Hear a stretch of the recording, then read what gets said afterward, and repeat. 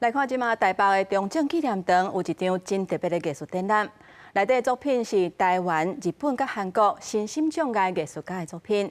希望透过这个展览，会当让更较侪人了解艺术无国界，未受语言甲能力等等的限制，而且有无限的可能。 他的创作其实对我来说是有声音的，因为订书机是什么声音呢？你就咔嚓咔嚓。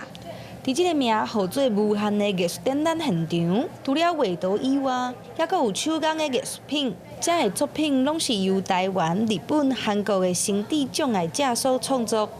看起来像是一个艺术展，但其实它创造了人与人、国与国之间的连结。那我们这些作者来自台湾、日本、韩国的作者，我们因为创作、因为艺术展而有了连结。参与展出的台湾艺术家表示，看到家己的作品放伫咧遮，感觉真欢喜。一开始只是介意画图，因为画图心情真好，无想到讲会当办展览。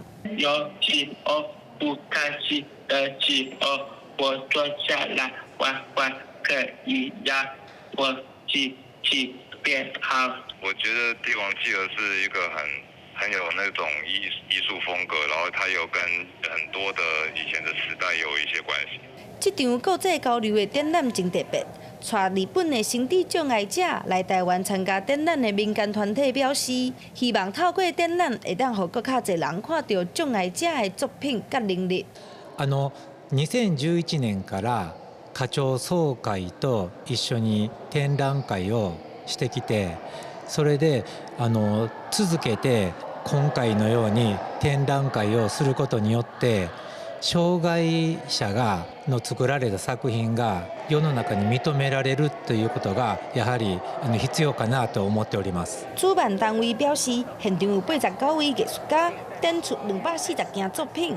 艺术展览对即马开始办到9月中，希望予外界看到智能障碍者的无限。记者陈心彤、谢桂玲台北报道。